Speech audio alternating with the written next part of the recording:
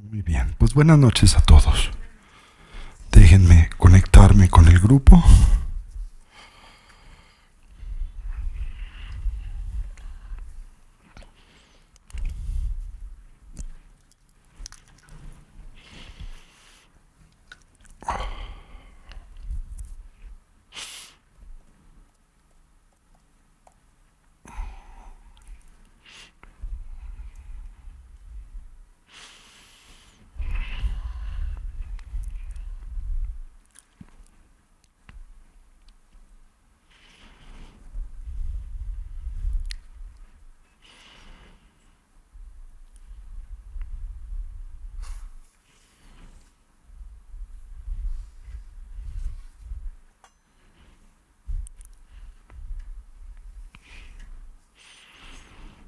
Muy bien. Pues esta noche quisiera con ustedes llevar a cabo la meditación de los 8 procesos simultáneos de disolución que acompañan al tránsito del morir. Acabo de hecho de dejar a uno de nuestros estudiantes de nuevo ingreso que transita por una situación, una circunstancia muy compleja, muy difícil. Tenía 2 hijos con los que tenía una relación muy cercana y muy calurosa, y se accidentaron en la carretera a Puebla y murieron, uno de 24 y otro de 26 años. Y como podrán imaginar, pues está absolutamente devastado, ¿no? Tanto él como su mujer. Y bueno, todo esto hace para mí presente cuán importante es, por un lado, que nos preparemos para el tránsito de la muerte y que nunca nos sorprenda, ¿verdad?, sin contar con la instrucción que favorece el mejor de los tránsitos posibles, y al mismo tiempo que nos preparemos para afrontar la muerte de los que nos rodean, especialmente de nuestros seres queridos, cultivando el entendimiento de la condición y naturaleza, pues válgase la redundancia, natural del morir, ¿verdad? Yo creo que la muerte nos genera conflicto, por un lado, porque concebimos que no está cerca a nosotros y por lo tanto no nos preparamos para la misma y desperdiciamos nuestras vidas. O también porque la consideramos como algo antinatural y concebimos fantasiosamente que es algo que nunca nos va a afectar, ¿verdad? Entonces la preparación para la muerte en la tradición budista es en extremo importante y central. Y bueno, la cultivamos a través de diferentes medios. Por ejemplo, tenemos la meditación, en donde reflexionamos acerca de las ventajas de tener presente a la muerte en la vida como un consejero, y simultáneamente reflexionamos acerca de las desventajas de no tener a la muerte cercana. La meditación de las 3 raíces, los 9 argumentos y las 3 conclusiones en torno al morir, ¿verdad?, que nos ayuda a entender que la única variable que podemos abrazar como del todo certera en nuestras vidas es que vamos a morir, que nadie sabe cuándo es que esto acontezca, y la reflexión en torno a qué es lo que en ese contexto puede ser para nosotros importante y significativo. La meditación de la simulación de la circunstancia de la muerte, que nos ayuda a explorar la condición de nuestra vida presente, y esta meditación, la meditación de las 8 disoluciones, meditación de las 8 disoluciones simultáneas en torno al morir, ¿sí? Entonces me gustaría hacer esta con ustedes el día de hoy. Es un poquito larga, ¿verdad? Y la idea es ir imaginando todos estos procesos, cómo van dándose disolución por disolución. ¿Ok? Bueno.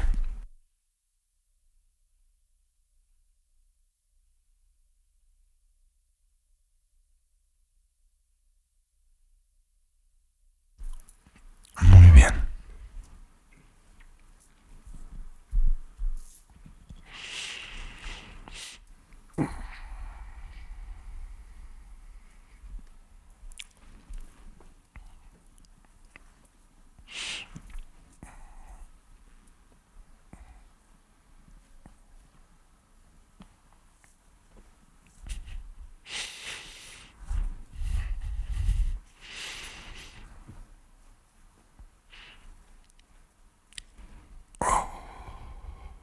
Muy bien.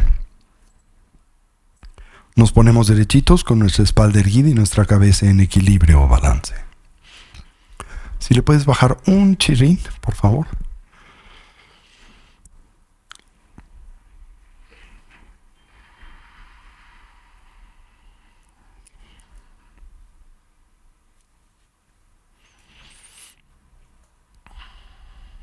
Comencemos por evocar una imagen mental de nuestra forma física.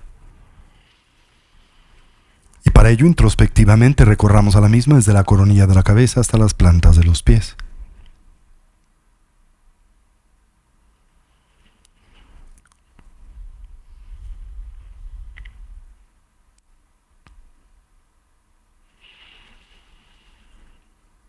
Imaginemos cómo ésta se transforma en una silueta luminosa y translúcida, ausente de sustancialidad, con la forma y la postura de los 7 puntos comúnmente asociada al Buda Vairochana.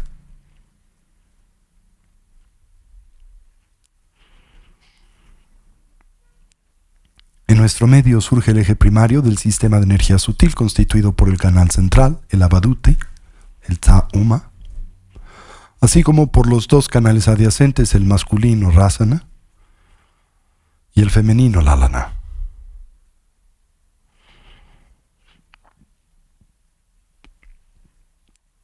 Al primero le concebimos como una espiga luminosa de color azul profundo, no más gruesa que el dedo meñique de la mano, como un tallo hueco de bambú. Recordamos, inicia su travesía en ese punto conocido como la apertura de Brahma, comúnmente localizado 8 dedos por detrás de la línea original del cabello, donde éste se abre y extiende como un embudo cono o la punta de un mosquetón. Baja ligeramente por enfrente y paralelamente a la columna vertebral, culminando en ese punto 4 dedos por debajo del ombligo, donde el mismo se cierra y redondea como la punta de un bastón. Los 2 canales adyacentes parten de las fosas nasales, se extienden y suben hasta la coronilla de la cabeza, donde se encorvan como el cuello de un bastón, bajando paralelamente al canal central con el que se conectan en ese punto 4 dedos por debajo del ombligo.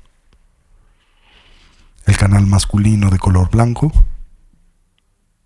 Rongma, el femenino de color rojo, Kyangma, el primero a la derecha del canal central para los hombres y a la izquierda, correspondiente a la fisiología sutil de las mujeres. Y con ello en mente, nos abocamos a la yoga de las 9 respiraciones. Le acompañamos de esa forma especial de respirar, la del ánfora, el jarrón o vasija. En esta, al inhalar, intentamos saturar la totalidad de nuestra capacidad pulmonar. Procedemos con la aplicación de la yoga de la retención de la respiración, volteando la atención sobre de sí misma. Intentamos reconocer y descansar en el estado y condición mental emergente más profundo, atento y concentrado. Subsecuentemente exhalamos con fuerza, como si disparásemos una flecha a través de un arco. Decantamos así 30% del prana presente en la parte superior del cono pulmonar, correspondiente a lo que conocemos como los vientos kármicos, la energía vital de la cual dependen las funciones cognitivas, conceptuales y dualistas de la mente o conciencia, tanto las positivas como las negativas. Fortalecemos así al Yelung, el viento de sabiduría, que sabemos desde el momento de la concepción hasta la transición del morir reside en el medio del canal central y del cual dependen las altas funciones de la cognición. Hacemos esto 3 veces para el canal masculino, trabajando con su particular energía, la de color blanco, 3 para el femenino, energía de color rojo, y culminamos con la yoga de la gran vasija, el Bumpachen, en la que inhalamos simultáneamente por ambas fosas nasales, energía de color azul. La retenemos, giramos el estómago 7 veces en el sentido de las manecillas del reloj, 7 veces en el sentido contrario, mezclando así los vientos kármicos con el de la sabiduría en el canal central. Exhalamos con fuerza, depuramos el viento kármico y repetimos el proceso 3 veces. Presionamos con la yema del pulgar la primera falange del dedo anular. Le abrazamos en el gesto conocido como el puño adamantino, con los dedos índices ligeramente extendidos, con los que bloquearemos las nadinas de las fosas nasales. Y con esta instrucción llevemos a cabo la yoga de las 9 respiraciones.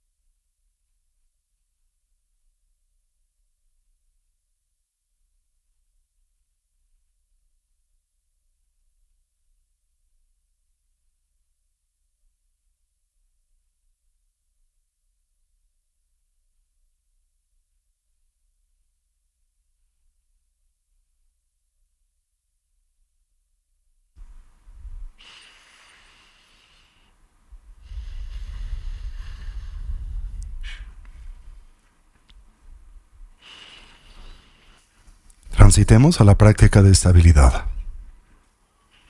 la meditación de la recolección del respirar. En esta, cualquier idea, sensación o estímulo que en nosotros surja la observamos y liberamos. Consciente y lúcidamente intentamos dejarla pasar sin elaborar sobre de la misma.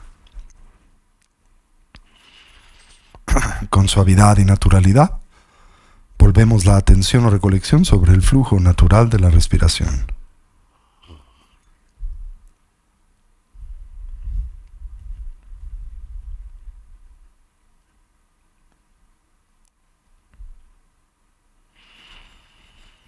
Simultáneamente atendemos a la esfera de las sensaciones táctiles, en especial aquellas naturalmente asociadas a la respiración, comenzando por la relajación.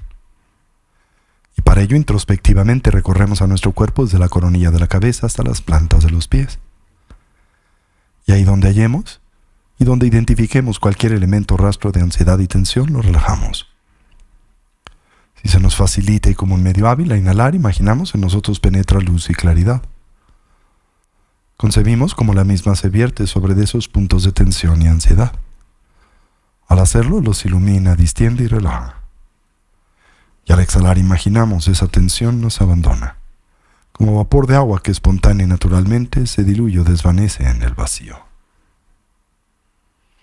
Mantengamos a nuestra recolección o presencia mental firmemente asida sobre el objeto de concentración, el respirar, mientras cultivamos una actitud de atención introspectiva, dirigida hacia la emergencia de los diferentes obstáculos que sabemos dificultan o obstruyen y así obnubilan a la práctica, sobre los que aplicamos sus respectivos antídotos. De experimentar excitación nos concentramos en la exhalación, la sensación gradual o progresiva de tranquilidad, de relajación que le acompaña, y de ser presas del hundimiento mental, el soporsueño, la mera pérdida de claridad. Nos concentramos en la inhalación, en la viveza y alerta, en la claridad mental que ésta propicia. Así orientamos a nuestra mente y cuerpo hacia su estado natural, del todo relajado, libre de tensión, estable y quieto. dotado de claridad y de alerta, de una actitud de vigilancia, mientras atendemos a la respiración, sin aferramiento, sin constricción y simultáneamente sin distracción. Establezcamos una transición entre la agitación o el cansancio de la tarde-noche y el estado mental de atención y concentración necesario para el cultivo de las 3 sabidurías. La sabiduría del escuchar, que nos conduce a la transformación conceptual. La del análisis y la investigación, que nos permite fortalecer a la experiencia directa.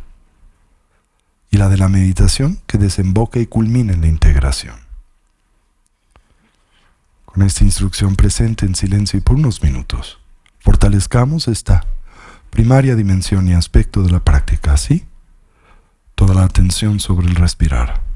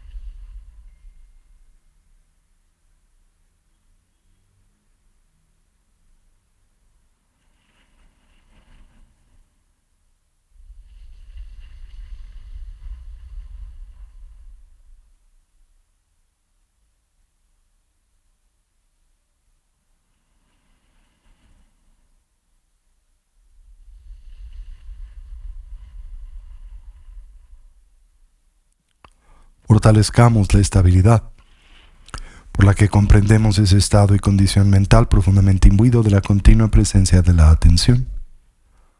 Para ello observemos la natural expansión y contracción del diafragma y del abdomen, la cercana relación presente entre ese movimiento y el de la respiración. A inhalar observemos si el ciclo es largo o corto, si es profundo o superficial, haciendo lo mismo con la exhalación, mientras simultáneamente atendemos a la mera sensación de contacto de nuestro cuerpo con su asiento. De experimentar extremediación nos concentramos en la exhalación. Y de ser presas de la lasitud, la inhalación.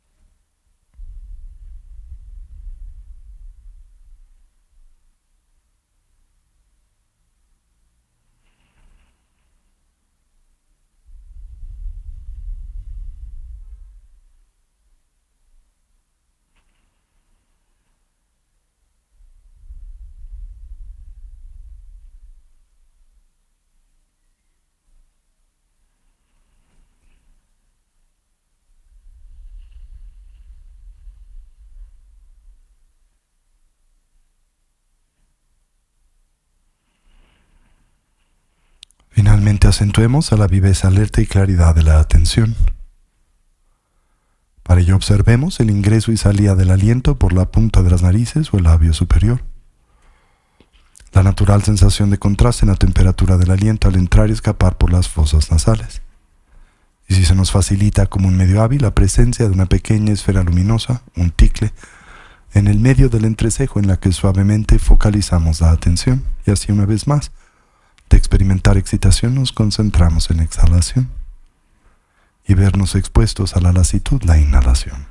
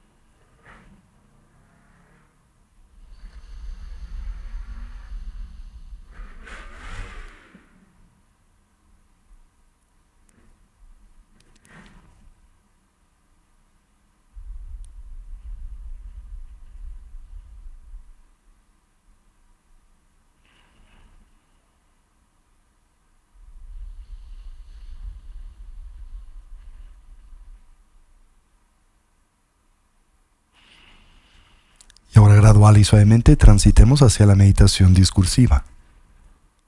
Reconozcamos en la misma un natural complemento a la práctica de la estabilidad. Y así evoquemos lo preciado de la vida humana. Reconozcamos su rareza, en realidad lo complejo y difícil que es obtener y asegurarla. Su necesaria condición de ocio y oportunidad, enraizada en las 8 libertades y las 10 riquezas, tanto las personales como las circunstanciales.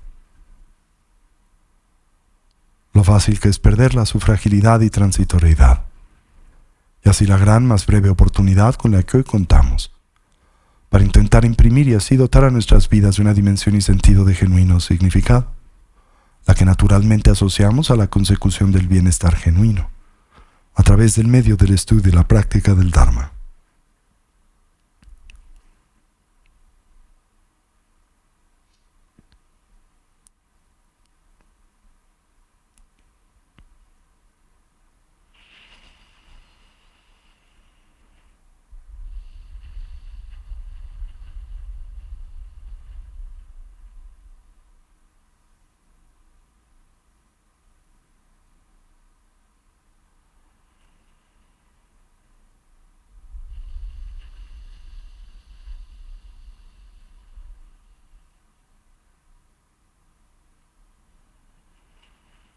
Atendamos a la muerte en impermanencia.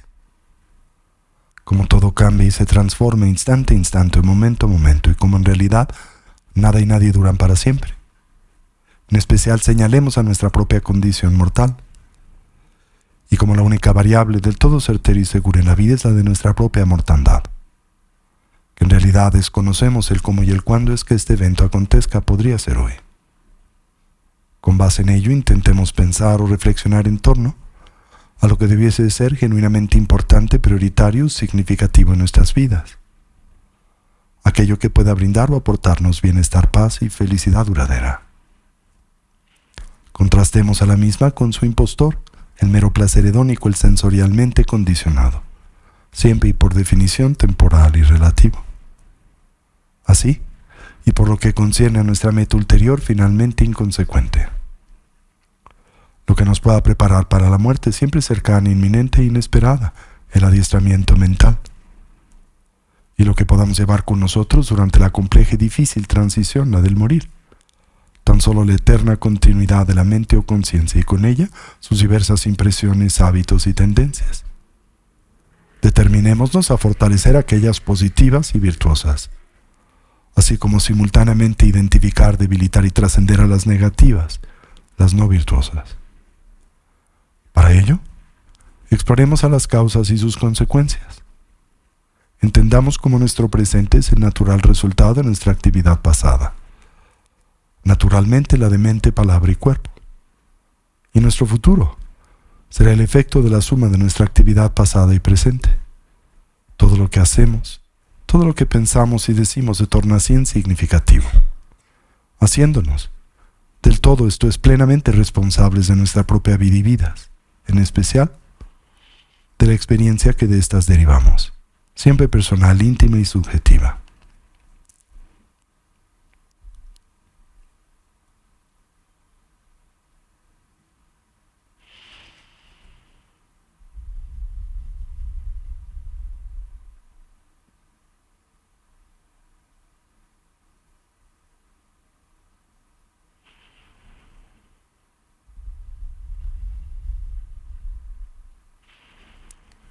Finalmente comprendamos a las limitaciones propias, aquellas que son endémicas al samsara. Esto es a la existencia cíclica, la vida condicionada por la matriz de la ignorancia, el aferramiento y la aversión. Como en esta todos los seres sufren, como experimentan y transitan un sinnúmero de dificultades, conflictos y problemas, de la misma manera que nosotros. Podemos empatizar con estos, conocemos la experiencia del sufrir y naturalmente desearíamos ser capaces de ayudarles. Mas reconocemos nuestras limitaciones presentes para hacer y lograr esto. Y es con ello en mente que volteamos nuestra atención en la dirección del refugio y que nos determinamos a establecer una orientación auténticamente positiva y segura en la vida, la que simbolizamos a través de la triple joya. Así, tomamos refugio en el Buda. Lo hacemos no tan solo como un hombre o persona, sino como alguien que representa la naturaleza abierta y clara de la mente, así como sus diversos potenciales evolutivos. Tomamos refugio en el Dharma, como un compromiso para integrar y poner en práctica las instrucciones de vida, las de desarrollo y cultivo que el Buda nos dio o aportó. Tomamos refugio en la Sangha, la comunidad compuesta primariamente por aquellos genuinamente avanzados en el sendero, los despiertos, los Budas, los liberados, a los que llamamos arhats, los héroes o bodhisattvas. Simbólica indirectamente, la comunidad de amigos y amigas que en el camino nos inspiran y ayudan. Y a manera central, la figura del Ama, el vínculo con el Dharma y el punto donde estas cualidades coinciden y se hacen a nosotros presentes y así afirmamos. Lamala Kyabsun Chio, Sanjela Kyabsun Chio, Chula Kyabsun Chio, Genduna Kyabsun Chio, Lamala Kyabsun Chio, Sanjela Kyabsun Chio, Chula Kyabsun Chio, Genduna Kyabsun Chio. Transitemos a la meditación de simulación de los 8 procesos simultáneos de disolución. Recordamos, este es un medio muy eficaz para prepararnos para la transición del morir. Comencemos por imaginar transitar por la primera de las 4 disoluciones simultáneas vinculadas a la cesación de la respiración exterior, aquella en donde el elemento tierra se disuelve en el del agua. Recordemos, esto ocurre cuando el chakra del ale umbilical se desanuda. Esto corresponde a la disolución del elemento tierra en el elemento agua. Recordemos, la señal externa se manifiesta en un inicio como la experiencia de una creciente pesadez. Y a medida en que este proceso simultáneo de disolución continúa, comenzamos por sentir que nuestro cuerpo se disuelve, se torna menos sólido.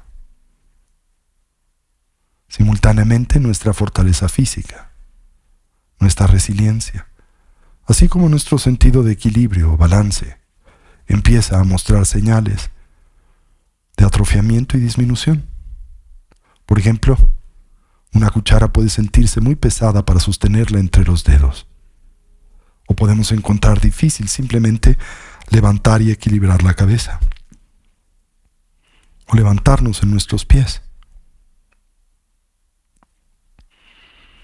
Simultáneamente nuestros cuerpos se encogen, se enjutan y adelgazan.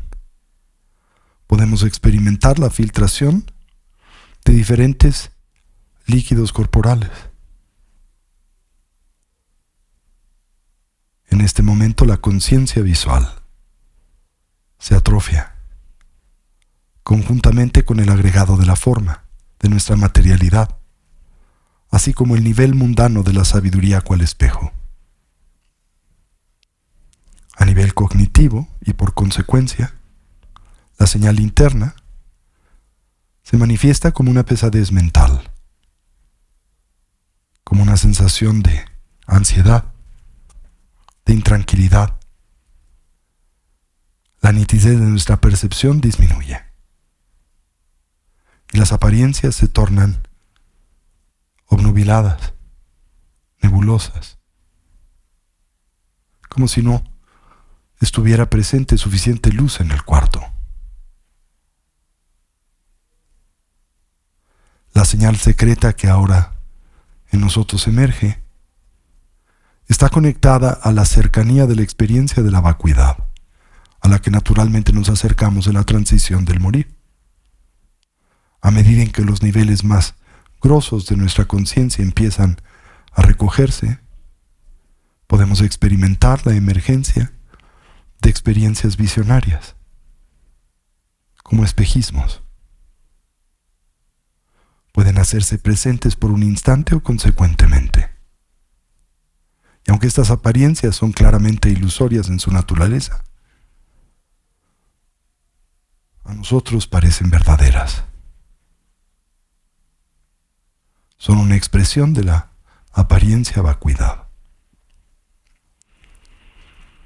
Imaginémonos transitar por estos procesos por un momento.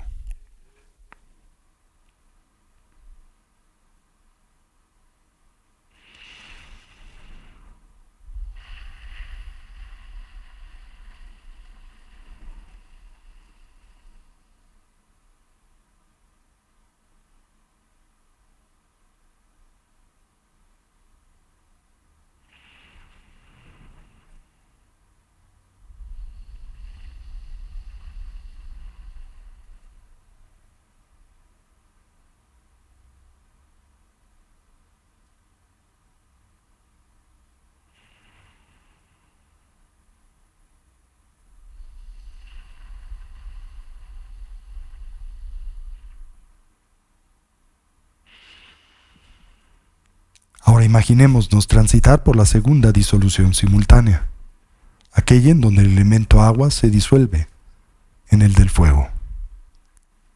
Esto ocurre cuando el chakra del corazón empieza a desanudarse. Simultáneamente el elemento agua comienza a disolverse en el del fuego. La señal externa se manifiesta en un inicio como una sensación de vernos literalmente inundados por el agua. Subsecuente y radicalmente, nuestros cuerpos empiezan a experimentar un proceso progresivo de deshidratación. Por ejemplo, nuestras bocas se tornan secas, así como lo hacen nuestra nariz y lengua. Empezamos a experimentar la evaporación de los fluidos corporales.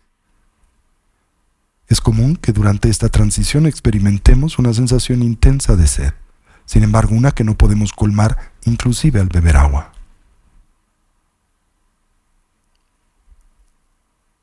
La conciencia auditiva se atrofia. Dejamos de escuchar y oír con claridad. El agregado de las sensaciones y sentimientos, agradables, desagradables y neutros, así como el estadio mundano de la sabiduría de la igualdad. Todo esto se disuelve, se atrofia. La señal interna se manifiesta como una cada vez más intensa sensación de ausencia de claridad a nivel mental. Y dado el hecho de que el chakra del corazón tiene una relación muy cercana a las funciones de la mente o de la cognición, nuestra conciencia se torna vaga, imprecisa, obnubilada, a medida en que el chakra del corazón se desanuda. Simultáneamente nuestra mente se experimenta agitada, inquieta. Nuestras emociones basales pueden ser fácilmente provocadas, especialmente aquellas como la ira. Reacciones que observamos comunes, por ejemplo, inclusive en las personas que enferman. Sin embargo, en el tránsito del morir, esta experiencia puede tornarse más poderosa, más intensa. Depende naturalmente de nuestra habituación.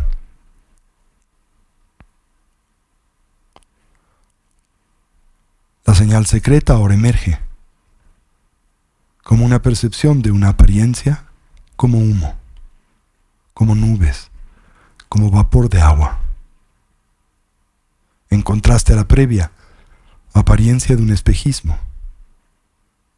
Este aspecto visual es menos sólido, menos tangible, menos sustancial, es más profundo.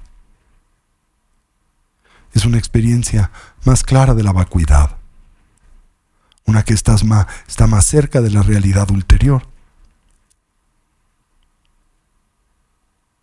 Y simulemos este proceso por unos minutos.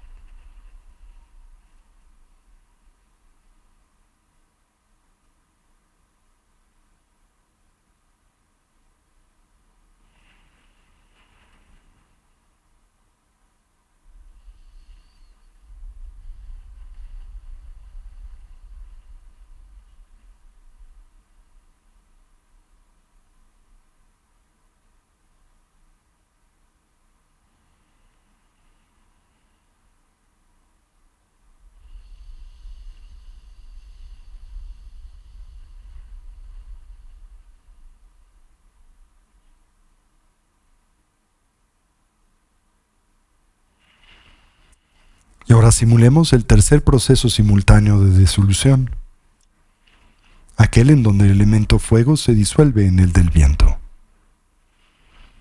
Esta disolución acontece cuando el chakra de la garganta se desanuda, cuando el elemento fuego se disuelve en el del viento.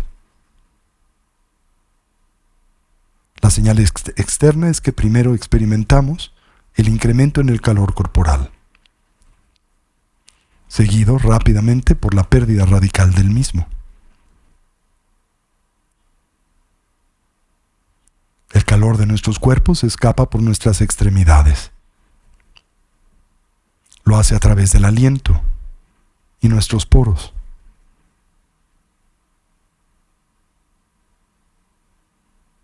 Esta pérdida de calidez comienza en las extremidades de nuestro cuerpo y gradualmente se concentra en el área del corazón. Primero, nuestras manos, nuestros pies se enfrían. Después nuestras extremidades empiezan a sentirse rígidas y sienten una sensación de incomodidad al experimentar el frío. A veces experimentamos este tipo de síntomas cuando nos encontramos febriles y enfermos. Recuerden que desde la perspectiva de la medicina tibetana, estos síntomas surgen como consecuencia de las enfermedades vinculadas al desequilibrio del elemento viento.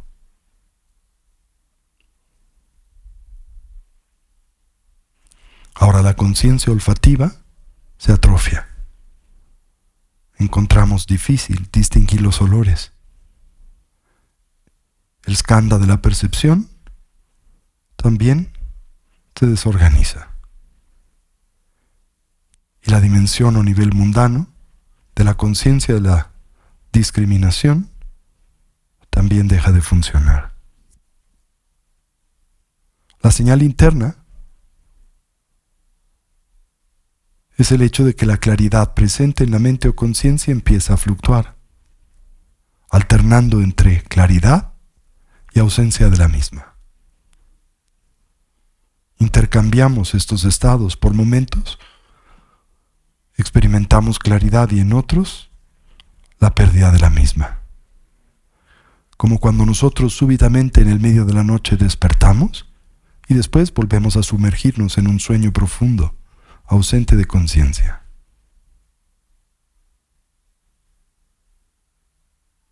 En este momento se torna para nosotros evidente el hecho de que empezamos a perder contacto con el mundo de la experiencia, con experiencia consciente.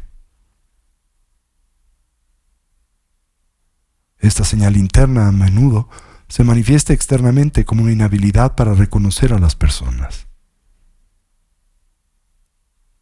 Y las apariencias externas no se perciben con claridad.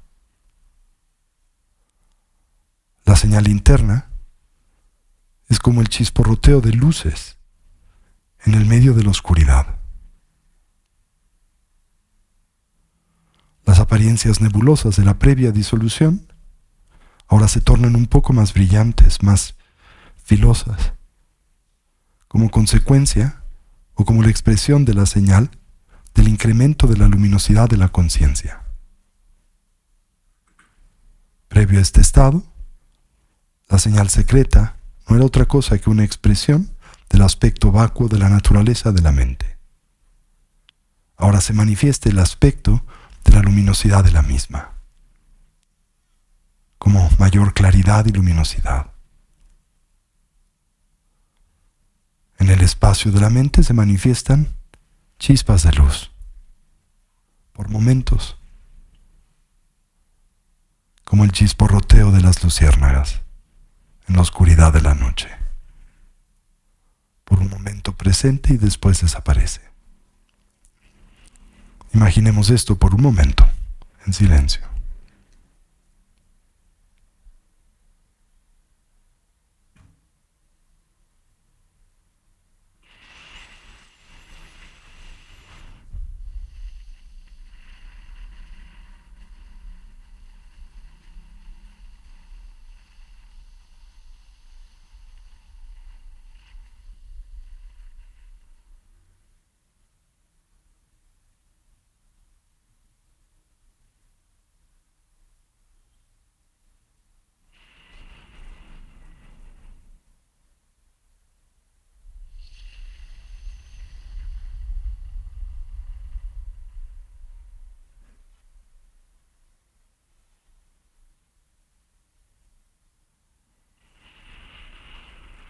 Ahora transitemos a la simulación del cuarto y último de los procesos simultáneos de disolución exterior.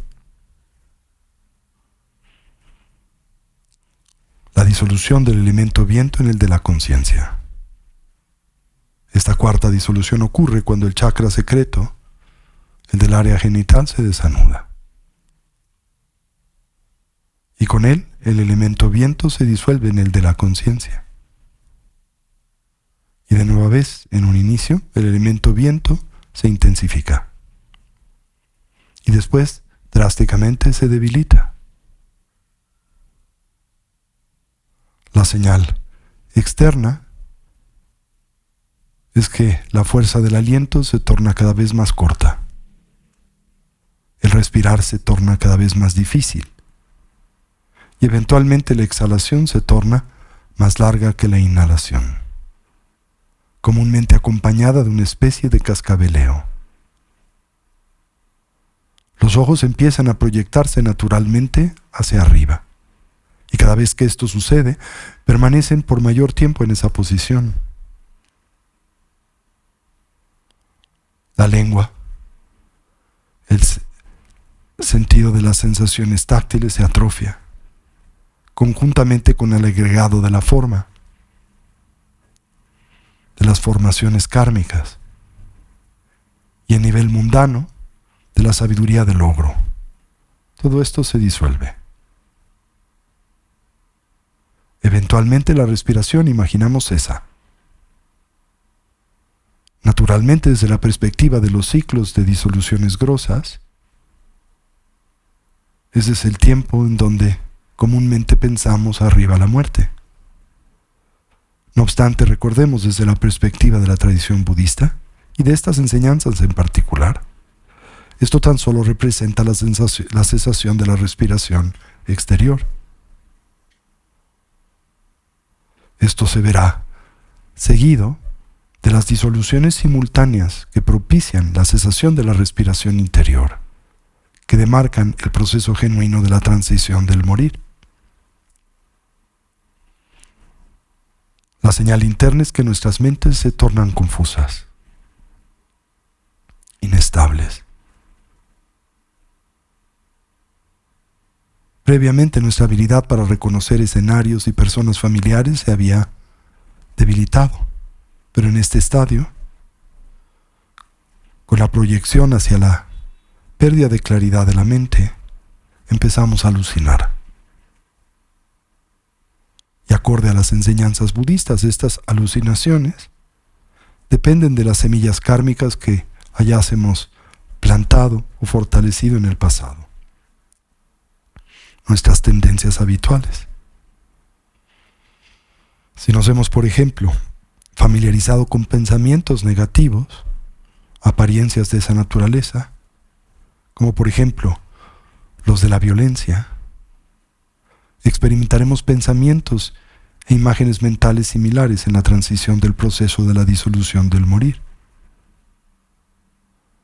Y si en contraste nos hemos habituado con pensamientos positivos, estos continuarán.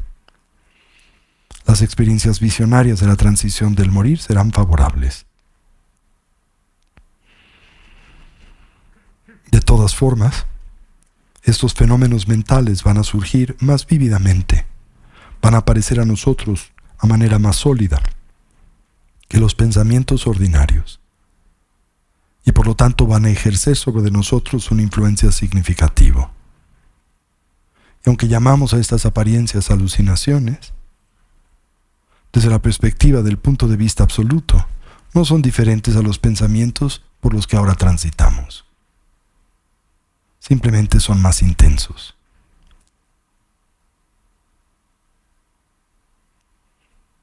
En el bardo natural de la vida, si surgen pensamientos, no son algo importante o serio.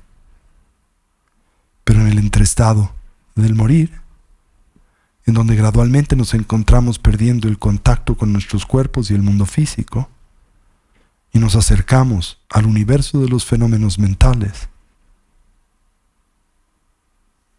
los pensamientos son muy importantes. Si nuestra mente se encuentra calma, podremos enfocarnos con facilidad, asentar a la mente donde queramos. De otra manera, experimentaremos una sensación de desequilibrio, de desorientación, como si estuviésemos bajo el influjo o influencia de una droga. Y para aquellos que se han habituado a la práctica de la yoga de deidades o la del mentor, la práctica formal del sendero del diamante, que utiliza la visualización de figuras o aspectos búdicos en un mundo sacro, estas se van a manifestar con gran facilidad. Podremos enfocarnos en ellas unipuntualmente. Podremos asentar a nuestra mente en las mismas en una sensación de tranquilidad, como lo hemos hecho en el bardo de la meditación. Sin embargo, en esta transición, la experiencia será mucho más poderosa. Las bendiciones de ese entorno sacro se van a manifestar de forma mucho más intensa para nosotros, permitiéndonos ver el juego natural y la energía sin obstrucción de la mente y su naturaleza.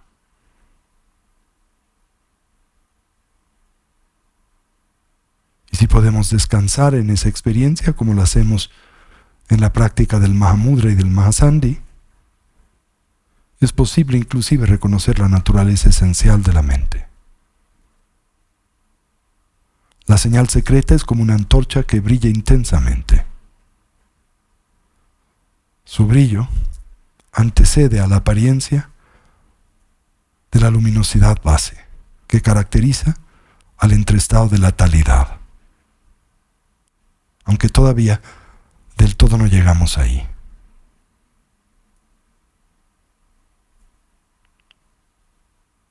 Es importante poder reconocer y descansar en esa señal cuando la misma surja. Y una vez más, es muy importante que no nos distraigamos y desorientemos, nos perdamos en estas señales externas e internas.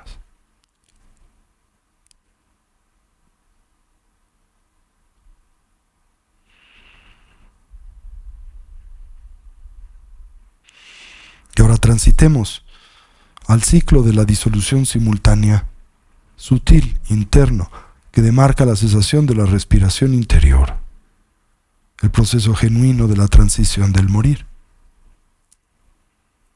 Comencemos por la primera de sus disoluciones, la de la apariencia blanca. Imaginemos como el proceso conceptual vinculado a la aversión y la hostilidad, sus 33 factores, descienden como pequeñas esferas luminosas de color blanco por la parte superior del canal central, orientándose a la gota indestructible en el medio y el centro del canal central.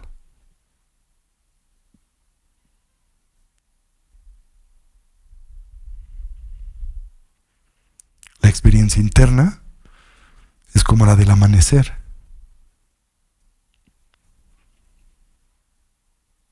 Como si viéramos luz al final de un túnel oscuro.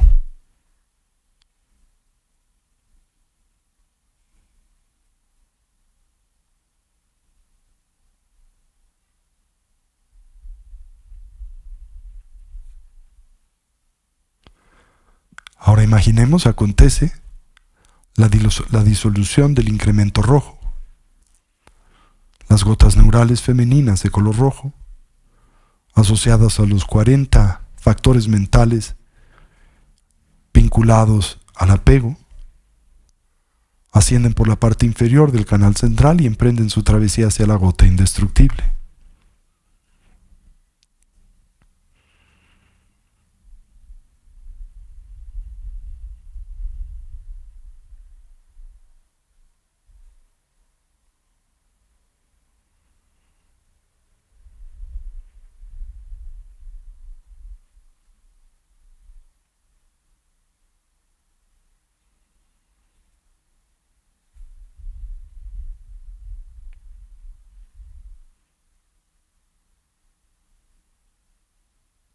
Experimentamos la manifestación de una especie de intensa apariencia roja, como la que es propia del crepúsculo, cuando el sol se sienta.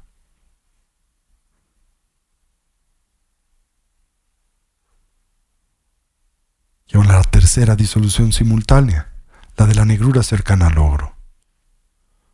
Se atrofian los 7 factores mentales asociados a la ignorancia. Y los 2 bindus, el masculino y femenino, se concentran en la gota indestructible. La presionan.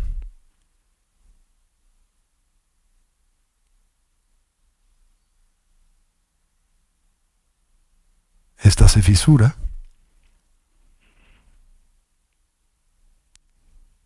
y libera la luz clara esencial de la mente. La cuarta y última disolución simultánea, la del logro. En ese momento cesa del todo la continuidad de la mente conceptual. Todas las funciones vinculadas al apego, la aversión y la ignorancia. Y se manifiesta la conciencia prístina. Imaginemos esto acontece al escuchar el palmear de las manos y descansemos en esa sensación por un momento.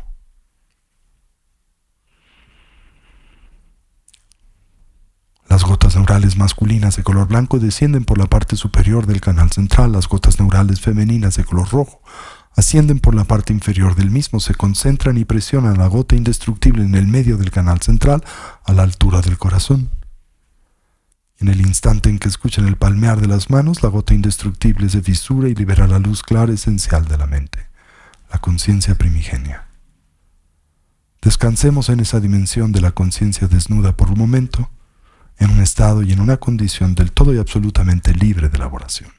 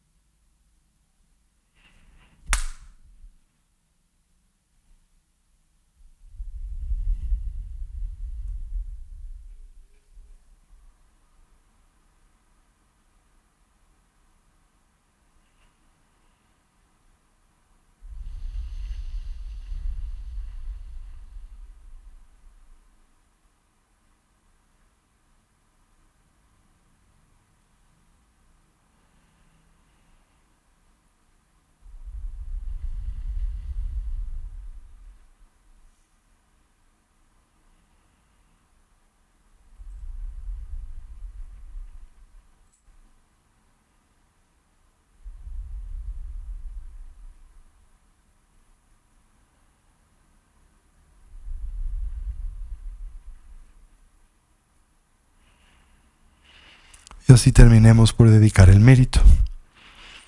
Deseemos cualquier potencial positivo que a través de este medio ya hemos desarrollado o cultivado, que sirva y sea de beneficio a todos los seres. Que podamos todos actualizar nuestros potenciales, así como trascender nuestras diversas limitaciones. Que una mentalidad altruista pueda nacer donde no ha nacido y se incremente donde ya existe. Que todos los seres puedan ser felices y dejar de sufrir. Que pronto todos podamos actualizar la conciencia omnisciente y compasiva de un Buda, no solo en nuestro propio beneficio, sino en particular en el de aquel de los que nos rodean. Así es. Así es. Así es.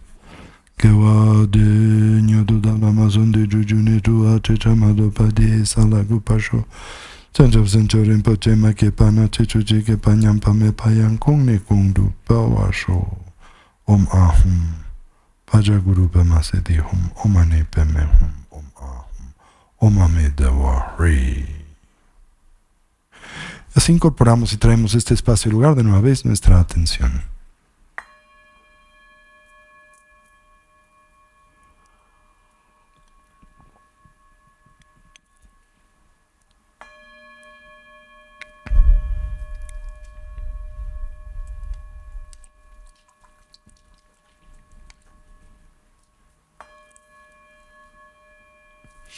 Muy bien. ¿Dónde nos quedamos la semana pasada? Recuérdanme. Antepasada, perdón. En el 13. Perfecto.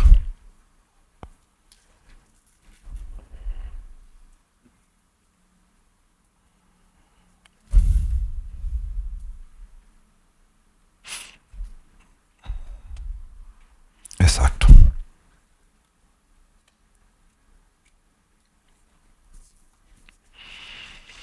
Bueno, recordarán porque lo hemos mencionado recurrentemente,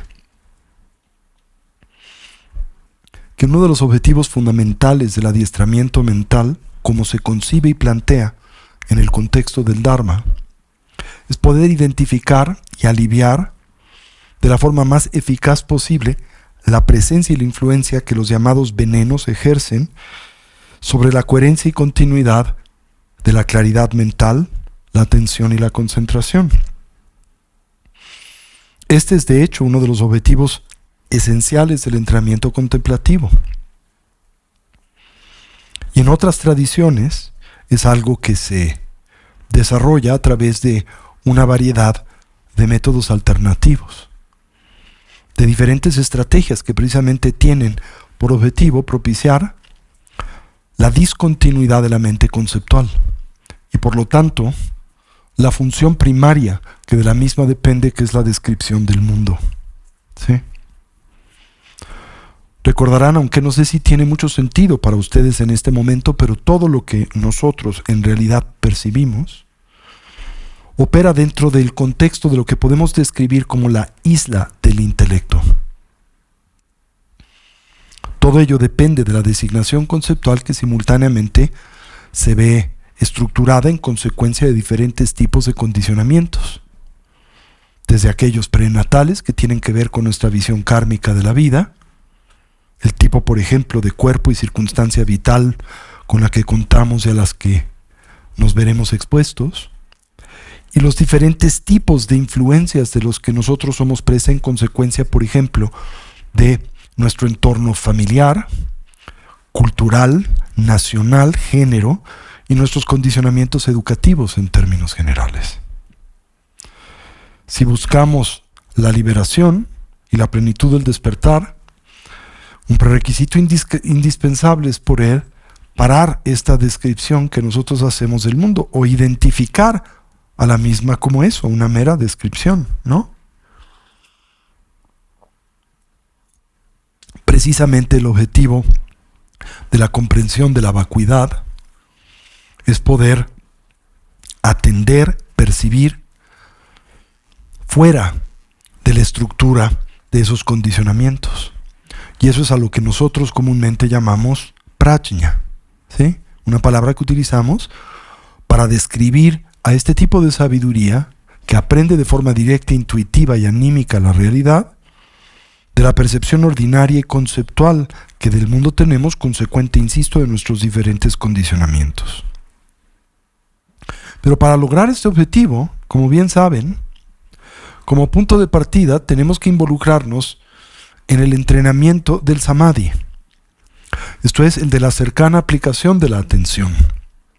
Y la primera dimensión de dicho entrenamiento es el del shamatha, el de la pacificación. Y recordarán que así se le llama shamatha o jine en la lengua tibetana, morar en paz, de jiwa paz, ne en, ¿verdad? Porque precisamente lo que se busca a través del mismo es la cesación de los venenos que disrumpen la coherencia y continuidad de la atención. Esos venenos se presentan en dos grandes categorías. La primera es la que ilustramos a través de fenómenos tales o funciones cognitivas como lo son las de la pereza, el olvido de la instrucción meditativa, la de la lasitud, el hundimiento mental, el sopor, el sueño o la pérdida de claridad, la excitación mental o la extrema ideación, el diálogo interior, el cuchicheo interno, la inhabilidad para aplicar los adecuados y pertinentes antídotos y su sobreaplicación. Estos son los primeros 5 venenos con los que trabajamos a través del adiestramiento de la cercana aplicación de la atención centrada en la concentración, el samadhi del shamatha, tin et zin del jine. ¿Sí? ¿Se entendió eso? Otra lista tiene que ver con los siguientes fenómenos: la malicia, la hostilidad, la ira, el enojo, la duda aflictiva, que distinguimos de la duda metódica, que se aprecia como en extremo valiosa dentro del contexto de la investigación y la formación educativa liberadora del Buda Dharma. Naturalmente, el deseo sensual. Y por deseo sensual no queremos decir en este contexto la sexualidad per se, aunque es una de las múltiples variables que con este se designan. Deseo sensual quiere decir el deseo que surge de la percepción equívoca y tergiversada de la información que recibimos de nuestras bases sensoriales. ¿Sí? Entonces, cuando esa información es incorrecta, esto es, cuando nosotros percibimos como permanente lo que es impermanente, unitario lo que es compuesto, independiente lo que es dependiente, cuando nosotros proyectamos una identidad intrínseca sobre lo que no la posee y tiene, naturalmente identificamos la presencia de cualidades sustanciales, positivas, negativas y neutras. ¿Y qué generamos para con estas? Apego y aversión. Y esta es la mecánica cognitiva que activa y perpetúa al samsara, a la vida condicionada, y la natural consecuencia de la misma, que es la aflictividad, la primera de las 4 nobles verdades, la del sufrimiento. ¿Sí? Entonces, por deseo sensual nos referimos al deseo que surge de esa equívoca aprehensión de los fenómenos como si estuviesen en sí mismos dotados de una cualidad sustancial positiva. ¿Sí? Y por lo tanto, en nosotros se activa esta mecánica mental, la de ¿y si tan solamente entonces? ¿Sí? Y si tan solamente tuviese tal o cual cosa, sería feliz y dejaría de sufrir. Y si tan solo me deshiciera de tal o cual otra cosa, dejaría de sufrir y sería feliz. Y sabemos que esto consume, en buena medida, gran parte de nuestra energía y quehacer vital, con consecuencias y resultados en extremo pobres y desfavorables. Porque esa mecánica, tan solo en el mejor escenario, nos puede aportar qué tipo de bienestar. En efecto, temporal y relativo. Y esto tan solo nutre y alimenta el ciclo de la aflictividad, que es lo que llamamos samsara. Muy bien, ahora, los últimos 2, como siempre, la excitación de extrema ideación, el diálogo interior, y la lasitud, esto es la pérdida de claridad, el hundimiento mental, el sopor o el sueño. ¿Ok? ¿Hasta aquí vamos? Bien. Sin embargo, de estas 2 listas hallamos 2 elementos comunes. Precisamente el letargo, el hundimiento mental, el aburrimiento, el sopor o el sueño, y la extrema ideación o el diálogo interior. Si lo piensan, nuestra conciencia recurrente, habitual y compulsivamente oscila entre estos 2 estadios, ¿no es cierto? Transitamos entre el letargo y la extrema ideación y el hundimiento mental, ¿verdad? El diálogo interior o la pérdida de claridad. Y tan solo por nanosegundos, pues pasamos por ese punto intermedio, ese estado y condición mental de atención sostenida, ausente de la presencia de estos 2 venenos, o de estos 2 obstáculos, como deseen describirles. Ahora, para poder trabajar con ellos, se requiere fortalecer 2 factores mentales que previamente revisamos dentro del contexto de esta particular presentación, la del ORRIC, la mente y sus factores. Recordarán que en la primera de las categorías que analizamos, hablamos acerca de los 5 factores mentales omnipresentes, ¿se acuerdan?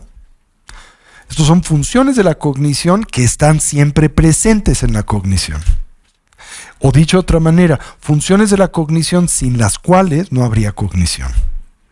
Para que haya cognición, estos 5 factores mentales, estas 5 funciones de la percepción deben de estar presentes. Y 2 de estos factores mentales son la recolección y la introspección. ¿Se acuerdan? Smriti, respectivamente, y Samprajñana. Ahora, el primero de estos, Smriti, recolección, ¿recuerdan cómo se define? ¿Cuál es la definición clásica budista de este factor mental? Se le define como esta función de la cognición que le permite al individuo firme y cercanamente asirse al objeto de atención o interés. De perderlo, recuperarlo, y de olvidarlo, recordarlo. Eso es lo que llamamos recolección. ¿Sí? Introspección le hemos descrito previamente como el policía o el control de calidad de la atención. ¿Se acuerdan? Samprajñana. ¿Cuál es su función? Precisamente atender la coherencia y continuidad de la atención, Coherencia quiere decir la integridad de la atención, que la atención no se desgarbe, no se desbalague, no se fragmente, como lo hace constante y recurrentemente. ¿No es cierto? Especialmente cuando la misma expresa de la extrema ideación o el diálogo interior, de la excitación.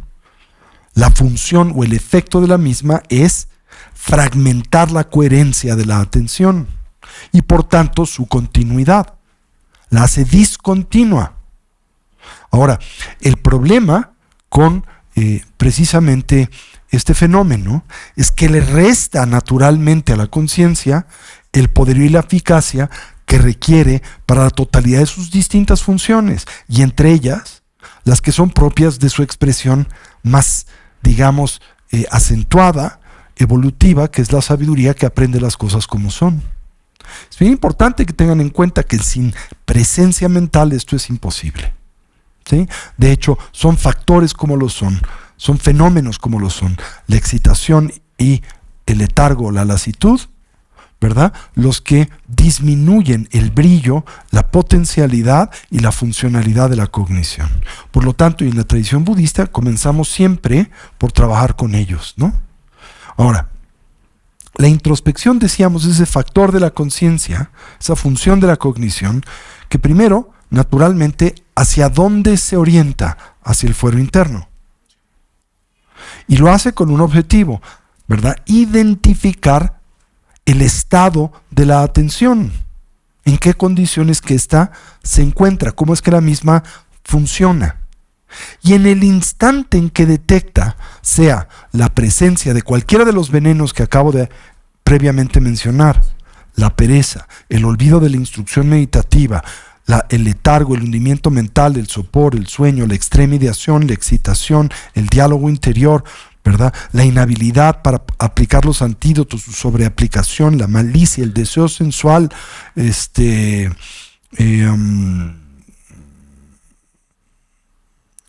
me falta uno, y la hostilidad, ¿verdad? Esa es la malicia. El deseo sensual, la duda aflictiva, ¿ok? En el instante en que los detecta, ¿qué hace?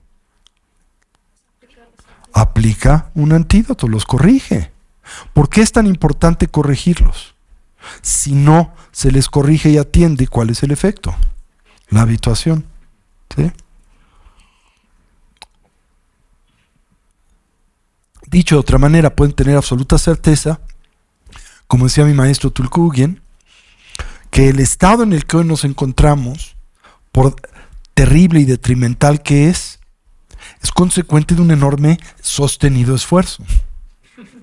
Es cierto, vidas y vidas de fortalecimiento de esos hábitos y tendencias, como lo son los del diálogo interior y el letargo. Y una razón por la que estos en nosotros sean tan poderosamente incrementado y fortalecido es porque les dejamos ser. Ni siquiera estamos conscientes de que acontecen. Es una especie de política interior de abrazos no balazos. O sea, no le hacemos caso al problema. O sea, tienes al cártel de Sinaloa adentro, pero dejes hacer lo que quiere. ¿Con qué esperanza? Que se autorregule. ¿Sí? Lo vas a acusar con alguien. Lo vas a generar vergüenza para que deje de obrar negativamente. Hasta un niño de 3 años sabe que una estrategia de esa naturaleza no funciona, ¿no? Tienes que aplicar un antídoto poderoso. Bien, ¿cuáles son los antídotos? Bueno, son muchos, ¿no? Tenemos varias armas a nuestra disposición para corregir estos desequilibrios de la atención. Ahora, el primer elemento es entender cada uno de estos fenómenos. Si no lo entendemos, no lo vamos a poder detectar correctamente. La introspección no va a poderlo identificar. La introspección tiene que tener una instrucción. La introspección es como un robot que pones literalmente en una especie de línea de producción. Pero ese robot tiene que estar programado para reconocer lo que debe de identificar. ¿Me doy a entender? Como los anticuerpos, tienen un programa biológico que dice, si surge tal cosa, este es un patógeno, tienes que atacarlo, ¿no? Para que eso sea propicio y pueda funcionar adecuadamente, tenemos que ser capaces de identificar el patógeno. Bueno, el primer patógeno, uno de los primarios venenos que aquejan a la coherencia y continuidad de la atención, es el letargo. Se le llama de muchas maneras: el hundimiento mental, el sopor, el sueño, la pérdida de claridad, el aburrimiento, la pérdida de filo en la claridad de la atención. Todos son nombres que le damos a este fenómeno, ¿no? Pretenden describirlo lo más cercanamente posible. Se dice, es también una expresión de la confusión y la ignorancia, que torna la mente letárgica, de tal manera que se encuentra incapaz de comprender a su objeto con claridad, o asirse de su objeto con claridad. Acuérdense, el letargo es diferente a la excitación. En la excitación, el problema no es que no atiendas al objeto con claridad, es que pierdas al objeto. Aquí puedes mantener quizá la atención en el objeto, pero lo que pierdes es claridad en torno a la recolección del mismo, ¿sí?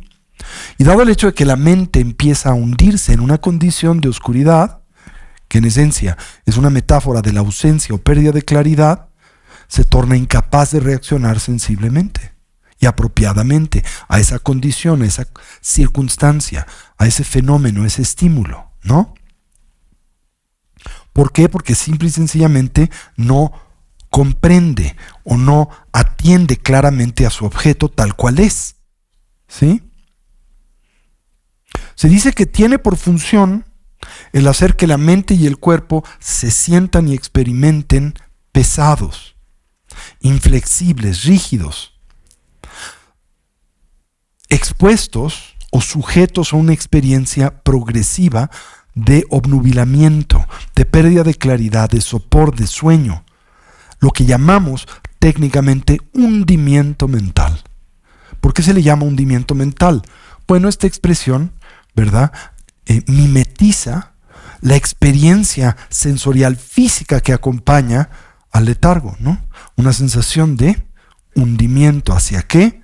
Hacia la oscuridad, ¿sí? Bien.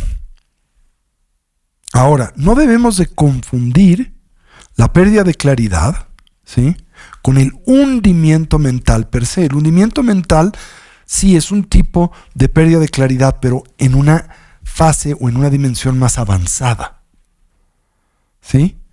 La pérdida de claridad todavía no se desengarza completamente del objeto, lo que en efecto acontece con el hundimiento mental. Cuando ya te hundes en esa oscuridad, pierdes la recolección entera del objeto. Pero cuando pierdes claridad en torno al objeto, la mente sigue presente en él, pero ya no lo distingue claramente, como si perdiera su filo, como si estuviera drogada, por ponerlo de alguna manera, ¿sí? ¿Se entiende eso? Ahora, este veneno o este factor mental se dice, y con razón, está común y habitualmente en nosotros presente. Pero no lo distinguimos del todo, o nos es difícil del todo identificarlo, hasta que lo sujetamos al microscopio de la práctica, a la observación del microscopio de la práctica meditativa.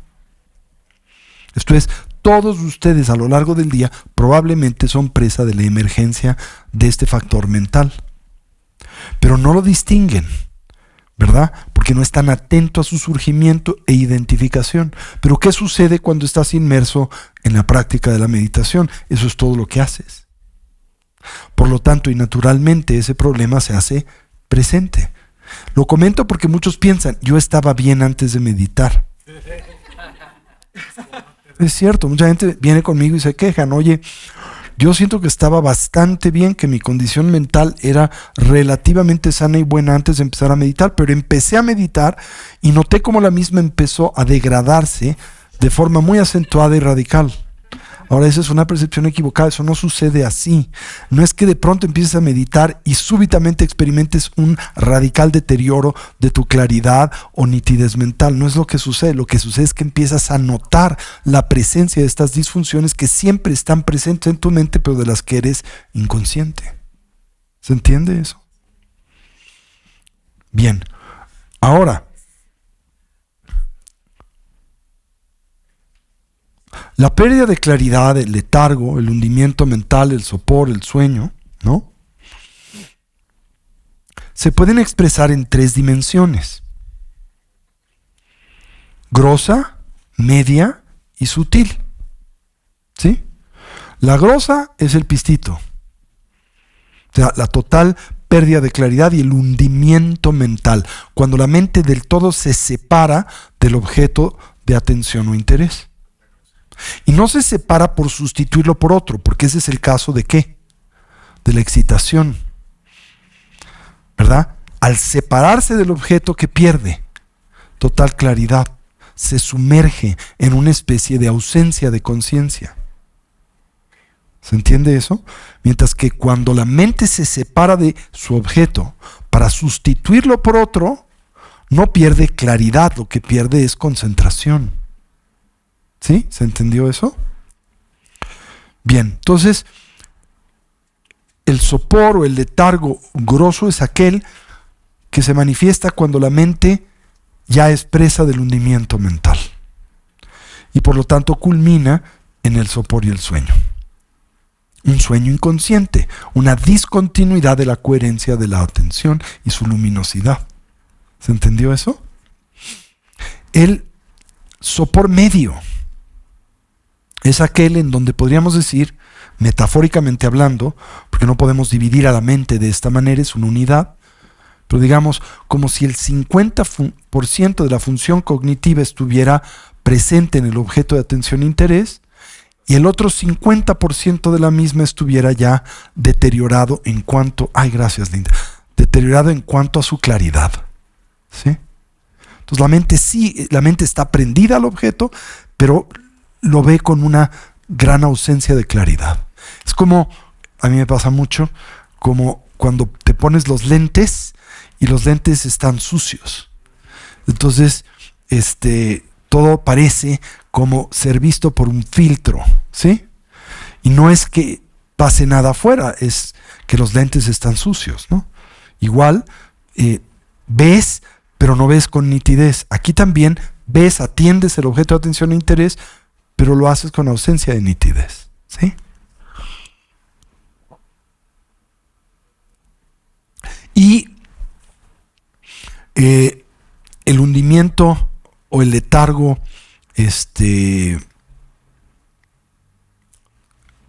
sutil, ¿verdad?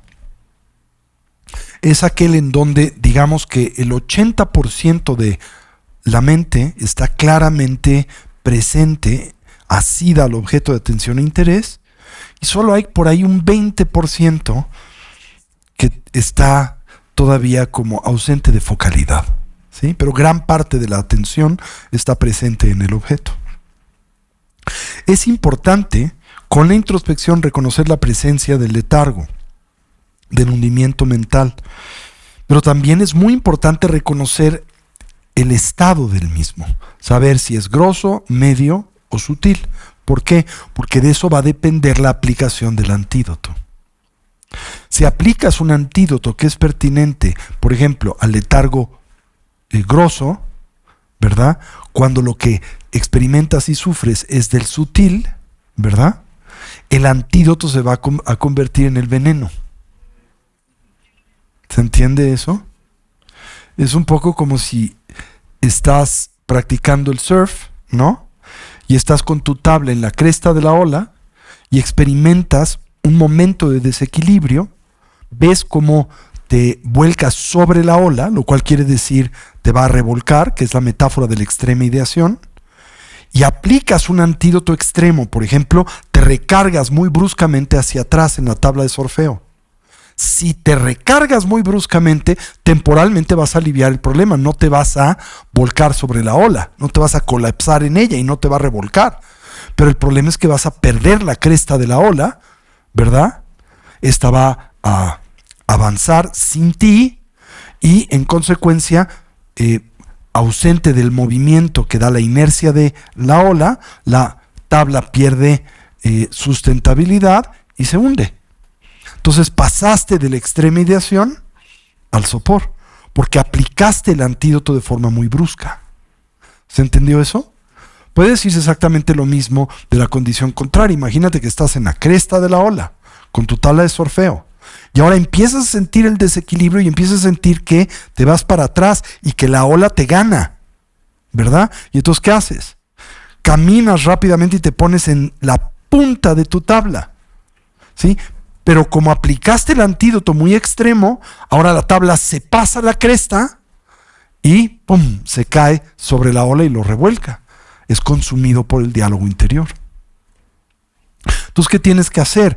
Todo el tiempo tienes que estar monitoreando el estado. ¿Cómo se hace esto? Con la introspección. La introspección es el factor de la conciencia que está constantemente atendiendo la calidad de la mente, la coherencia y continuidad de la atención, la presencia de los diferentes venenos que le aquejan y aplicando sus antídotos, pero los antídotos correspondientes a los fenómenos que están aconteciendo, ¿verdad?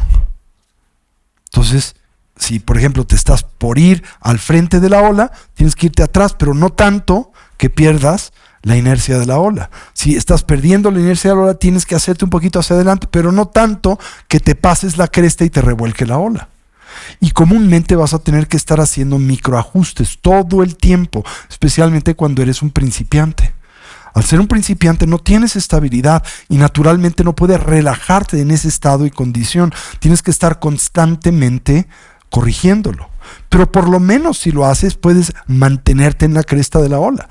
El que ni siquiera es un meditador sucumbe constantemente a ser revolcado por la ola o perder la sustentabilidad de la misma. O mejor aún, ni surfea. ¿Se entiende eso? Tú por lo menos, aunque al principio te cueste trabajo, estás tratando de mantener tu equilibrio en la cresta de la ola. Y a medida en que progresas, ese proceso que en un inicio es conceptual, o sea, conscientemente tienes que estar atendiendo la calidad de la atención y corrigiéndola o refinándola, ¿verdad? Esto se hace cada vez más automático, hasta que llega un momento en donde ya no es la razón la que monitorea el proceso, sino es el cuerpo. Y el cuerpo siente. En el verdadero surfeador, el experto, ya no es la mente que está viendo dónde me pongo, cómo está la ola, cómo la corrijo. Ya es algo que hace el cuerpo y lo hace en independencia de la mente y por lo tanto el proceso conceptual. Para la descripción, el verdadero surfeador está totalmente presente, totalmente anclado a la cresta de la ola. No hay diálogo interior. ¿Sí? Bueno, más o menos, pero es una metáfora. No es perfecta, pero es una metáfora. ¿Ok? Ahora, si es un súper surfeador, sí está totalmente presente. No hay más. Claro, cuando ya eres un súper surfeador, corres el riesgo de tomas ese estado por dado y vuelve a iniciar el proceso conceptual, ¿no? Entonces empiezas a pensar, ay, qué bonita ola, o mira, está la chica en bikini en la playa, o no sé, ¿no? Aunque no te caigas, pero ya no es un estado no conceptual puro, ¿sí? ¿Se entendió eso?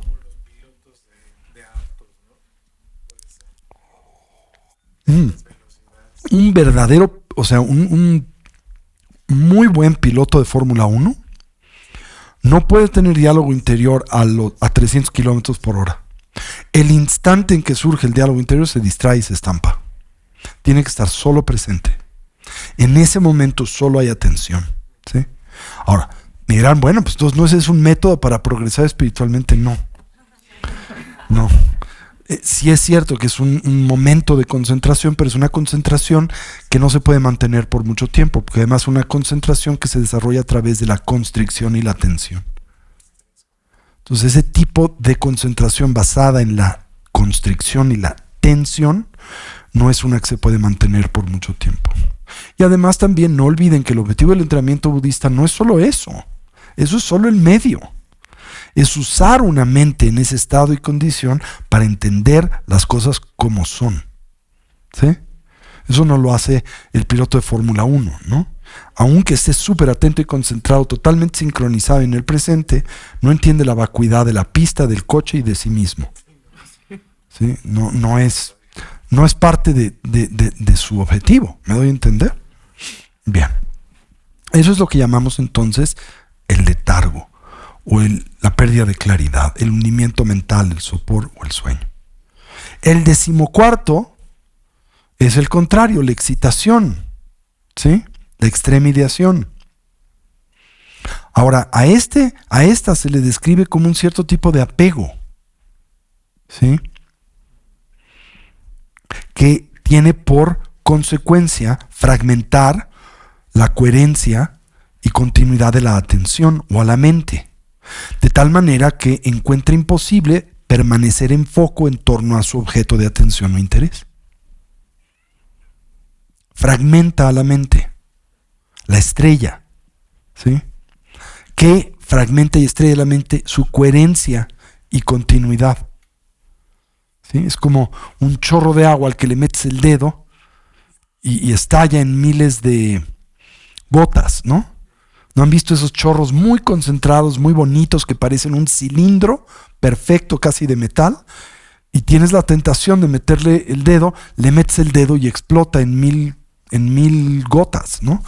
Es un poco el flujo de la conciencia, ¿verdad? Cuando por alguna razón se ve interrumpido, se fragmenta, ¿verdad? Y eso es lo que llamamos excitación. Naturalmente es consecuencia del apego. ¿El apego a qué? A otros objetos de atención o interés. Saltas como una abeja de un panal a otro, ¿verdad? De una flor a otro constantemente, ¿sí? También propicia el que la mente se vea constantemente involucrada a manera ausente de control con la fantasía y la frivolidad. La fantasía son todas las imágenes mentales. Y la frivolidad aquí quiere decir los 8 intereses mundanos, que son frívolos. ¿Sí? También se dice, este factor mental es comúnmente presente en nosotros, pero no lo notamos. ¿Por qué no lo notamos? Porque la mente, en nuestro estado ordinario y cotidiano, nunca se vuelca sobre de sí misma. Está siempre volcada hacia afuera. Y por lo tanto, no ejerce la introspección. La introspección es indispensable para detectar la excitación. De nuevo, mucha gente me dice, yo estaba bien antes de meditar. Siento que no tenía este grado de agitación mental antes de comenzar la meditación. Y ahora que empiezo a meditar, pareciese como si esto me hubiera perjudicado. No, también es una evaluación incorrecta. Simplemente ese es un estado y condición del que no tienes conciencia, porque no estás ejerciendo una iniciativa de introspección. Para darte cuenta tienes que voltear la atención sobre de sí misma. Y si la atención está proyectada hacia afuera, no vas a ver, no vas a atender ni detectar la presencia de esta disfunción. De nueva vez, la excitación puede ser grosa, media o sutil. La excitación grosa es aquella en donde la mente ha abandonado del todo el objeto de atención o interés. Lo ha sustituido con otros, ¿sí? Ahora, no es remedio, no creas, bueno, sustituye este por otro, pero no este otro me concentro. No, lo sustituyes por otro y ese por otro y ese por otro y vas saltando de uno a otro. ¿Se entiende eso? Pero la excitación grosa es aquella en donde en efecto la mente del todo ha abandonado la presencia en el objeto de atención o interés.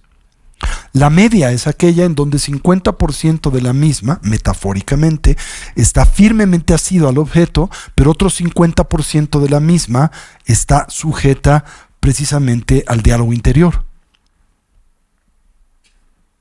¿Sí? Entonces, la primera es como, este es el objeto de meditación, esta es la mente, como si la mente se desengarzara del todo. La segunda es como si una parte importante de la atención está en el objeto, pero otra parte está sujeta al diálogo interior. Y la excitación sutil es aquella en donde casi toda la atención está depositada en el objeto, ¿sí? Y solo una parte pequeñita de ella todavía está desvinculada de la misma. De nuevo, es muy importante a través de la fuerza de la introspección ser capaz de identificar el estado de la conciencia para aplicar correctamente el antídoto. ¿Sí? ¿Cuál es el antídoto? Bueno, ¿cuál es el antídoto a el letargo, el hundimiento mental, el aburrimiento, la pérdida de claridad, el sopor, el sueño? El antídoto es recuperar o reestimular la claridad mental, ¿no? El antídoto a la excitación, ¿cuál será? Traer la mente de vuelta al objeto. ¿Cuántas veces? Las que sean necesarias, hasta que eventualmente la mente pueda posarse en el objeto de forma continua, en ausencia de excitación y de sopor, o de pérdida de claridad, ¿sí? Bien, examinemos algunos remedios, ¿no? Primero, ¿cuál es un elemental? Primero hablemos de el letargo, el sopor, el hundimiento mental. ¿Por qué surge? Porque la mente ha perdido claridad. ¿Sí? El cansancio es un ejemplo que produce esta consecuencia, ¿sí?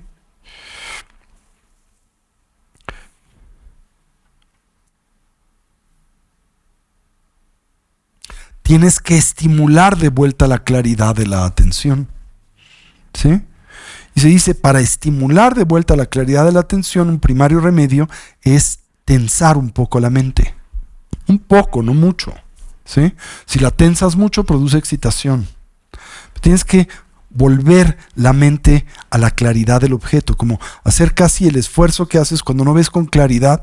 Tienes que enfocar la vista de nueva vez. Para enfocar la vista de nueva vez, tienes que tensar un poco el foco del nervio óptico, ¿no? Tienes que apretar el nervio óptico. Así un poco tienes que traer la atención al cuerpo, ¿sí? Un antídoto primario es concentrar la atención en la inhalación. ¿Qué ganas con atender la inhalación? ¿Qué produce la inhalación? ¿Qué función corporal tiene la inhalación? Oxigena el cuerpo, la sangre, el cerebro. ¿Y esto qué produce? Claridad mental, estimula la claridad de la mente. Ese es un primer antídoto.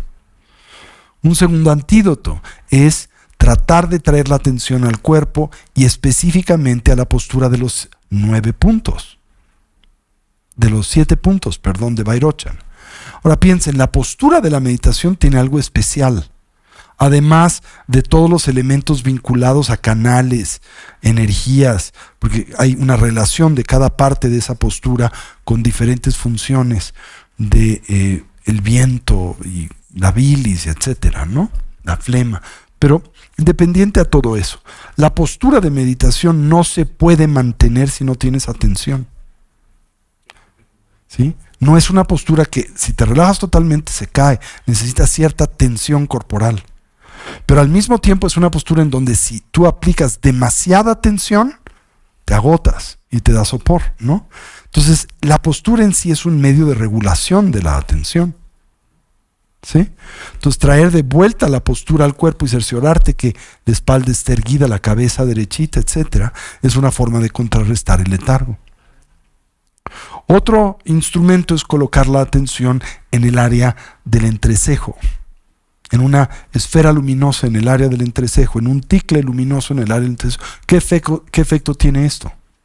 Hace que el prana suba, y al prana subir, ¿verdad?, alivia el sopor, que es consecuencia del descenso del prana. ¿Ok? Otro método más violento es imaginar una esfera luminosa a ti en el área del corazón, en el medio del canal central. Imaginar sube al respirar hasta llegar a la coronilla de la cabeza y después emitir un sonido que produce una fibrilación energética que literalmente exprime el sopor del cuerpo. La sílaba P, ¿se acuerdan? Y imaginar que disparas la conciencia, como en el POA, ¿no? Disparas la conciencia de la coronilla y el sopor se disipa como vapor de agua. Esos son algunos antídotos para contrarrestar el sopor. Ahora, la excitación es consecuente de la tensión. Cuando tensas a la mente en demasía, la mente se excita, le da claustrofobia y se excita. Entonces, ¿cuál es el primer antídoto? Es como un toro, ¿verdad? Si se excita cuando lo aprietas demasiado, o un perro lo tienes demasiado apretado con su correa, ¿verdad? Y empieza a desesperarse y a tratarse de zafar frenéticamente. ¿Cuál es el antídoto? Suelta cuerda, darle cuerda, ¿no? Suelta un poquito a la mente. No la tenses tanto, relájate, ¿sí? Un método para relajarte es concentra la atención en la exhalación. Porque al exhalar, naturalmente te relajas. Imagina que al exhalar liberas toda forma de tensión que sale de ti como vapor de agua. Y también imagina liberas el propio diálogo interior. Las ideas que no te dejan en paz. Imagínate que salen como vapor de agua y se disuelven en el vacío. ¿Sí? Coloca tu atención en el área umbilical. ¿Sí? ¿Eso qué hace? Que el prana baje a donde está la conciencia. Y al bajar el prana, la velocidad del pensamiento baja. ¿Sí? Todos estos son métodos que puedes utilizar para contrarrestar la excitación. ¿Sí? Y de esto trata en buena medida el entrenamiento contemplativo. ¿Ok? ¿Se entendió eso? Después, el 15º es la ausencia de fe. ¿Sí? Bien, esta tiene que ver con muchas cosas, así que es un buen punto para comenzar la semana próxima. La ausencia de fe, el 15º de estos factores mentales. ¿Les parece? Buenísimo. Pues dejémoslo aquí. Les recuerdo varias cosas. Primero, este fin de semana está con nosotros en residencia Gerardo Abud, este maestro budista argentino que es parte del Mandala de Casa Tibet y va a dar un seminario en torno a los puntos clave de la meditación de la gran perfección acorde a un comentario del gran Mipam Rinpoche. Esto va a ser el sábado y domingo, sábado todo el día de 10 a 4:30 y domingo de 10 a 1:30. ¿Ok? Para que nos acompañen si tienen la posibilidad. Él nos visita una vez cada 2 o 3 años, ¿no? Así que si tienen la oportunidad, realmente aprovéchenlo. Les recuerdo también que voy a estar dando un seminario intensivo en torno a la yoga del sueño. Esto va a ser el sábado 19 y domingo 20 de octubre. ¿Sí? Para que lo apunten en sus agendas. Este es un seminario que doy cada 4 o 5 años, ¿sí? Entonces no esperen que se vuelva a dar pronto. Si quieren recibir esa instrucción, háganlo ahora, ¿ok? Y el POA, que lo tendremos en diciembre para que se vayan preparando, como todos los años, ¿ok? También voy a dar un curso básico el próximo miércoles, ¿qué? No. El sábado 26 y domingo 27 de octubre, el último fin de semana de octubre. Es el último básico que doy para integrar estos alumnos en la nueva generación de Casa Tibet, que bueno, la idea es darles instrucción por varios años, como a ustedes. Bien, pues terminemos por, como siempre, dedicar el mérito. Y así deseemos que cualquier potencial positivo que a través de este medio ya hacemos cultivado y desarrollado, que sirva y sea de beneficio a todos los seres. Que podamos todos actualizar nuestros potenciales como trascender nuestras diversas limitaciones. Que una mente altruista pueda nacer donde no ha nacido y se incremente donde ya existe. Que todos los seres puedan ser felices, que puedan dejar de sufrir y que pronto todos podamos actualizar la conciencia omnisciente y compasiva de un Buda. Aquella dotada de atención sostenida, prolongada y voluntaria, no solo en nuestro propio beneficio, sino en el de aquel de los que nos rodean. ¿Así es? Así es. Así es.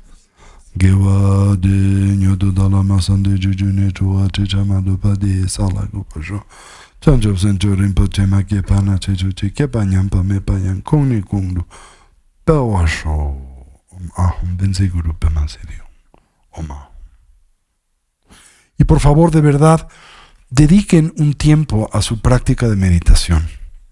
Recuerden que si ustedes no practican diariamente y lo hacen como mínimo por 24 minutos, ese periodo conocido técnicamente como una gática, no van a avanzar en el adiestramiento mental. Y no olviden, como mencionaba el día de hoy, si ustedes no paran el diálogo interior, no van a poder parar la descripción del mundo. Y si no pueden parar la descripción del mundo, no van a poder experimentar la visión directa de la sabiduría de la vacuidad. Y sin la percepción directa de la sabiduría de la vacuidad, no van a poder eliminar el velo de las aflicciones. Y si no pueden eliminar el velo de las aflicciones, no se pueden liberar del samsara. Y si no se liberan del samsara, van a continuar experimentando recurrentes problemas y dificultades. En otras palabras, no va a poder eliminar sus pedos. ¿Entienden eso? Tienen que meditar diario. Al principio se van a frustrar porque no van a ver mucho progreso, pero el progreso en la meditación no se ve de un día a otro.